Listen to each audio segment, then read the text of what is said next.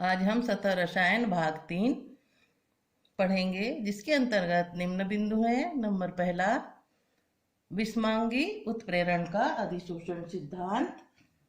दूसरा, जियोलाइट का आकार वर्णनात्मक उत्प्रेरण। तीसरा है एंजाइम उत्प्रेरण। चौथा है एंजाइम उत्प्रेरक के अभिलक्षण। सबसे पहले पहला पॉइंट लेते हैं, विषमांगी उत्प्रेरण का अधिशोषण सिद्धांत। यह सिद्धांत अधिशोषण विषमांगी उत्प्रेरण के अधिशोषण सिद्धांत पर निर्भर करता है। यह सिद्धांत विषमांगी उत्प्रेरण की क्रियाविधि को स्पष्ट करता है। प्राचीन समय में इसे उत्प्रेरण का अधिशोषण सिद्धांत कहते थे। गैसीय अवस्था या विलयन में अभिकारक ठोस उत्प्रेरक के पृष्ठ पर अधिशोषित हो जाते हैं, जिसके कारण उत्प्रेरक के पृष्ठ पर अभिकारकों की सांद्रता बढ़ जाती है और सांद्रता बढ़ने से अभिक्रिया की दर को जो उत्प्रेरक है बढ़ा देते हैं। उत्प्रेरकी क्रिया को मध्यवर्ती यौगिक निर्माण सिद्धांत भी कहते हैं, क्योंकि विषमांगी उत्प्रेरण में जब अधिशोष्य पर जब अधिशोषित होता है तो मध्यवर्ती यौगिक का निर्माण होता है, और जिसके कारण इसे निर्माण होता है और इसे सम्मिलित रूप से आधुनिक अधिशोषण का सिद्धांत नाम से जाना जाता है। उत्प्रेरण की क्रिया उत्प्रेरक की सतह पर या पृष्ठ पर केंद्रित होती है। इसकी क्रियाविधि के 5 पद हैं। पहले पद में उत्प्रेरक की सतह पर अभिकारकों का विसरण। ये नीचे दिए गए चित्र में दिखाया गया है कि ये जो उत्प्रेरक है ये अधिशोषक की तरह कार्य करेगा। मुक्त संयोजकता युक्त उत्प्रेरक का पृष्ठ, ये जो संयोजकता दिखाई दे रही है ये उत्प्रेरक की मुक्त संयोजकता है, जिससे अधिशोष्य आकर जुड़ेगा, यानी अभिकारक। अधिशोष्य क्या होगा? अभिकारक होगा। नंबर दूसरा पॉइंट है, सक्रिय केंद्रों में अभिकारकों के अणुओं का अधिशोषण। तो ये जो मुक्त संयोजकता है यही सक्रिय केंद्र है, और ये जो ए और बी अभिकारक लिए गए हैं इन पर क्या हो जाएंगे? इन पर आकर यहाँ पे अधिशोषित हो जाएंगे। नंबर तीसरा, उत्प्रेरक के पृष्ठ पर रासायनिक अभिक्रिया का संपन्न होना। जब अधिशोषित होंगे तो यहाँ पे रासायनिक अभिक्रिया प्रारंभ हो जाएगी और धीरे धीरे संपन्न होती चली आएगी। और जब संपन्न होना होगी तो माध्यमिक यौगिक का निर्माण होगा, जो एक अस्थायी प्रकार का यौगिक होता है, और उत्पाद अणुओं के पृष्ठ पर। इसके बाद में जब मध्यवर्ती यौगिक है ये क्या हो गया? यहाँ पे अधिशोषित हो गया है, ये क्रियाकारक है, और ये माध्यमिक यौगिक बना। अब ये क्रियाफल के रूप में परिवर्तित होने के लिए ये जो चीज जुड़े माध्यमिक यौगिक में से ए और बी जो जुड़ गए इन्हें अलग होना पड़ेगा, जो उत्पाद के रूप में अलग हो जाएंगे, और इस प्रकार उत्प्रेरक जैसा का वैसा बचा रहेगा और ये उत्पाद ए और बी का निर्माण हो जाएगा। हम इसे निम्न प्रकार से भी समझ सकते हैं, जैसे मान लो अपन ये जो रखा गया है चीज, ये उत्प्रेरक है जिसे अपन अधिशोषक कहेंगे, और ये जो भाग लिए गए हैं ये मान लो कोई अभिक्रिया अपन ले रहे हैं कि जो विषमांगी उत्प्रेरण के लिए उपयोग में लाई जाती है। उदाहरण के रूप में तो मान लो ये आयरन उत्प्रेरक है और ये N2 और H2 है, तो N2 और H2 से आयरन की उपस्थिति में अमोनिया का निर्माण के लिए अपन विषमांगी उत्प्रेरण का सबसे अच्छा उदाहरण है ये। तो ये मान लो हमने लिया उत्प्रेरक, और ये जो दिखाई दे रही है आपको ये मुक्त संयोजकता है इनकी, तो पहला पॉइंट है। और इस स्थान पे क्या हो जाएंगे? ये वाले अणु उत्प्रेरक की सतह पर इस प्रकार क्या हो जाएंगे? ये अधिशोषित हो जाएंगे, और जब अधिशोषित होंगे, अधिशोषित होने के बाद रासायनिक क्रिया चालू हो जाएगी, और जब रासायनिक क्रिया चालू होगी तो इस प्रकार का जो है माध्यमिक यौगिक का निर्माण होगा। ये कौन सा यौगिक बना? ये माध्यमिक यौगिक जो अस्थायी होता है ना। और जब अस्थायी होता है तो जब अगली अभिक्रिया होगी विशोषण की, ये माध्यमिक यौगिक बना, यहाँ पे अधिशोषण हुआ, ये अधिशोषक कहलाएगा और ये अधिशोष्य कहलाएंगे। उत्प्रेरक की सतह पर अधिशोषित हो गए माध्यमिक यौगिक का निर्माण होगा। अब विशोषण की घटना होगी।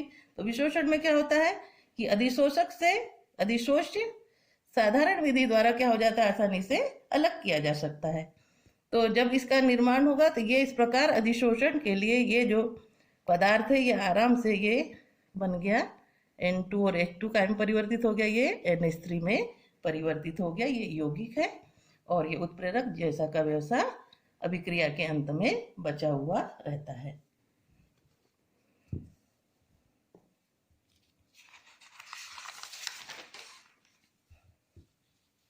अगला भाग है जियोलाइट का आकार वर्णनात्मक उत्प्रेरण। जियोलाइट एक प्रकार का उत्प्रेरक ही है जिसका आकार और वर्णनात्मक रूप से उत्प्रेरक का कार्य करता है। वह उत्प्रेरकीय अभिक्रिया जो उत्प्रेरक की रंध्र संरचना एवं अभिकारक एवं उत्पाद अणुओं के आकार पर निर्भर करती है। इसलिए इसे हम आकार वर्णनात्मक उत्प्रेरण या आकार वर्णनात्मक उत्प्रेरक उस पदार्थ को कहते हैं। जियोलाइट की संरचना बिल्कुल इसी तरह जैसे आपको ये दिखाई दे रहा है। ये मधुमक्खी के छत्ते के समान, आपने मधुमक्खी का छत्ता देखा होगा कि बीच बीच में इस प्रकार के छिद्र पाए जाते हैं और जो ये उत्प्रेरक की तरह कार्य करता है और जो अभिकारक है इसके जो छिद्र है इसमें आके आसानी से फिट हो जाते हैं और रासायनिक क्रिया बहुत अच्छी तरह संपन्न हो जाती है। ये जियोलाइट की संरचना मधुमक्खी के छत्ते जैसी होती है। इसकी संरचना के कारण आकार वर्णनात्मक उत्प्रेरण का उदाहरण के रूप में इसे जाना जाता है। एल्यूमिनोसिलिकेट होता है जो जियोलाइट है, वह एल्यूमिनियम O और Si जिसमें सिलिकॉन परमाणु द्वारा प्रतिस्थापित आसानी से कर लिए जाते हैं। इसका उपयोग पेट्रोकेमिकल उद्योग में होता है। जियोलाइट का सूत्र HxAlO2 कोष्टक के बाहर X SiO2 कोष्टक के बाहर 96X कोष्टक बंद और 16H2 इसमें जुड़े हुए होते हैं। ये प्राकृतिक रूप से भी प्राप्त होते हैं एवं इसे संश्लेषित भी किया जा सकता है। इसका प्रमुख रूप से उपयोग एल्कोहल से गैसोलीन बनाने के लिए किया जाता है। एल्कोहल ZSM जिसे अपन जियोलाइट सी व मॉलिक्यूलर फेरोलिटी 5 के नाम से जानते हैं, निर्जलीकरण व बहुलीकरण जब करते हैं इसका एल्कोहल का तो हाइड्रोकार्बन का मिश्रण जिसे गैसोलीन कहते हैं प्राप्त होता है। इसका उपयोग आयनन विनिमय विधि द्वारा कठोर जल से मृदु जल बनाने के लिए भी उपयोग किया जाता है। अगला पॉइंट है एंजाइम उत्प्रेरक। सबसे पहले लेते हैं एंजाइम उत्प्रेरक की परिभाषा। ये जीवित कोशिकाओं में होने वाली विभिन्न रासायनिक क्रियाओं को उत्प्रेरित करते हैं, इसीलिए इसे हम जैव उत्प्रेरक भी कह सकते हैं। ये उच्च अणुभार वाले नाइट्रोजनी कार्बनिक यौगिक होते हैं जो जीवित पौधों तथा जंतुओं द्वारा उत्पन्न किए जाते हैं। शरीर में होने वाली विभिन्न अभिक्रियाएं एंजाइम द्वारा उत्प्रेरित होती है, अतः इन्हें जैव उत्प्रेरक भी कहते हैं। जैव उत्प्रेरक या इसे क्योंकि रासायनिक क्रियाओं को संपन्न कर रहे हैं इसीलिए इन्हें जैव रासायनिक उत्प्रेरक भी कहा जा सकता है। आप लोगों ने देखा होगा कि किण्वन की जो क्रिया होती है एल्कोहल से सुक्रोज से एल्कोहल के निर्माण में जो गन्ने की शक्कर बनाई जाती है उसके साथ बाद जो बचा हुआ शेष भाग होता है शक्कर बनने के बाद में, उसमें भी काफी मात्रा में सुक्रोज पाया जाता है। इस सुक्रोज का उपयोग एल्कोहल के निर्माण में किया जाता है। जब एल्कोहल के निर्माण किया जाता है तो ये क्रिया जो है 2 पदों में पूर्ण होती है। तो जिसमें जो सुक्रोज होता है, गन्ने की शक्कर का सूत्र है सुक्रोज, इन्वर्टेज एंजाइम की उपस्थिति में वह ग्लूकोज और फ्रुक्टोज में परिवर्तित हो जाता है।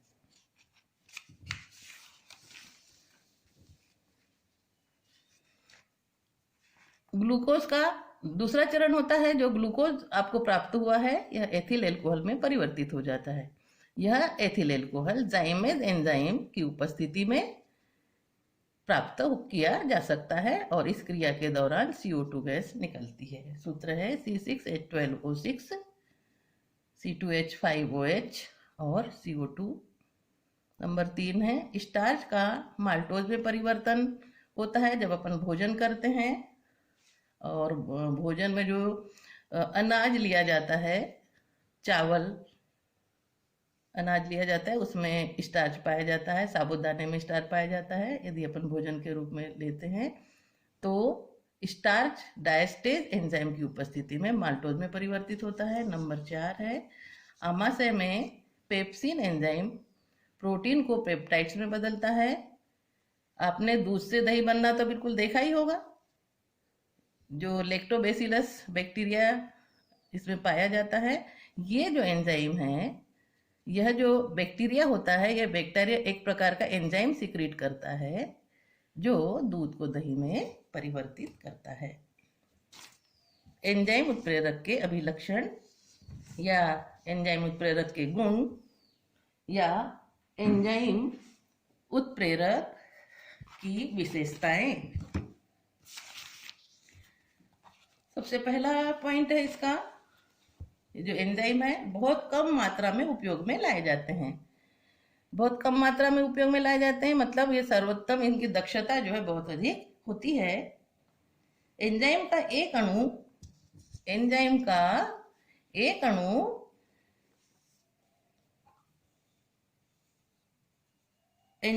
अणु अभिक्रिया के 10 लाख अणुओं के प्रति मिनट परिवर्तित कर सकता है। एंजाइम का एक अणु जो है 10 लाख अणुओं को प्रति मिनट क्रियाकार फलों में परिवर्तित कर सकता है। इसकी नंबर 2 है इसकी उच्च विशिष्ट प्रकृति होती है।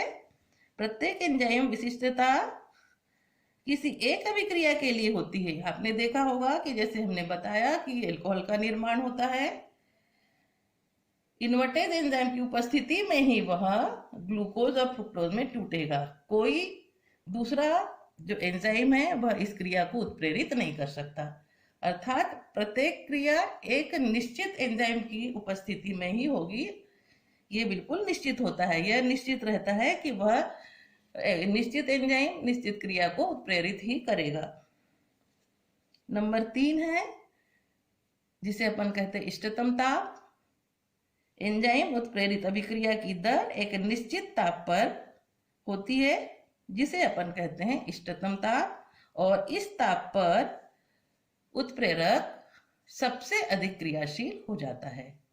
और इसके बाद इस ताप पर आने के बाद में यह ताप जो है इसे अपन इष्टतम ताप के नाम से जानते हैं। नंबर 4 है निश्चित पीएच पर सर्वाधिक सक्रिय होता है। प्रत्येक एंजाइम एक निश्चित पीएच पर सर्वाधिक सक्रिय होता है। एंजाइम उत्प्रेरित अभिक्रिया की दर एक निश्चित पीएच पर, जिसे इष्टतम पीएच कहते हैं, अधिकतम होती है। इसका मान जो है 5 से 7 के मध्य में होता है। नंबर 5 सक्रिय एवं सह एंजाइमों की उपस्थिति में इनकी सक्रियता बढ़ जाती है। एंजाइम की सक्रियता कुछ पदार्थों जैसे जिसे अपन सह एंजाइम कहते हैं की उपस्थिति में आसानी से बढ़ जाती है।